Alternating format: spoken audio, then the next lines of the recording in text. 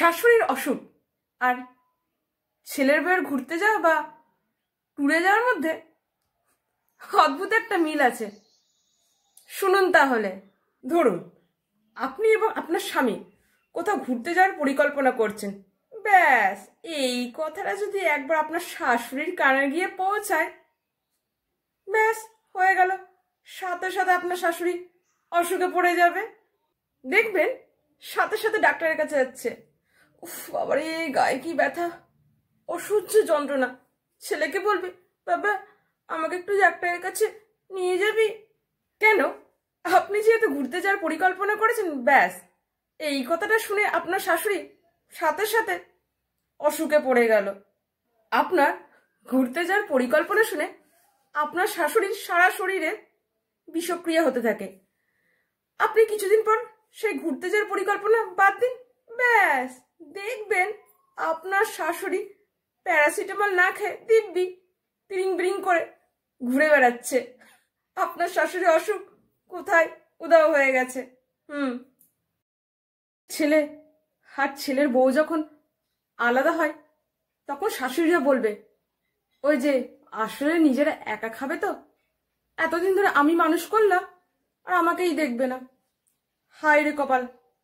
আর নিজের মেয়ে যখন তার জামাইকে নিয়ে আলাদা হবে, তখন শাশুড়িরা বলবে, ওরা নিজেদের সংসার গুছাবে না। উল্টো মত।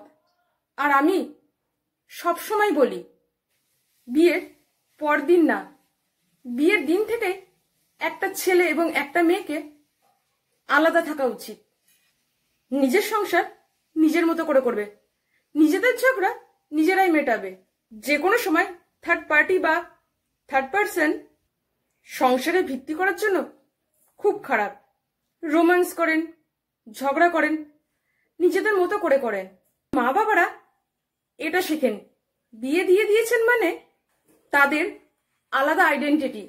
সে আপনার বাবু না বা আপনার স্বাদের ময়না পাখিও না। তারা নিজেরা বড় মানুষ হয়েছে বলেই তো তাদের বিয়ে দিয়েছেন। বিয়ে তো বাচ্চা বা বাবুরা করে না, বিয়ে তো একজন পুরুষ মানুষই করে। দেখুন, দেখে রাখা এক জিনিস, আর কর্তৃত্ব করা বা অধিকার ফলানো আর এক জিনিস। বন্ধুরা, বিয়ের পর নাকি মেয়ের মায়ের মাতব্বরিতেই সংসারটা ভাঙে। আচ্ছা, এই একই কাজ তো ছেলে মায়েরাও করে, বরঞ্চ তারা উঠতে বসতে প্রতিটা মিনিটে কথা শোনায়, ঝামেলা করে, অশান্তি করে। তাহলে ছেলের মায়ের দোষটা হয় না কেন যে বিয়ের পর ছেলের মায়ের মাতব্বরিতে সংসারটা ভাঙে? এই দোষটা হয় না কেন? নাকি ঘুরে ফিরে সেই একই কথা, যত দোষ মহিলা ঘোষ।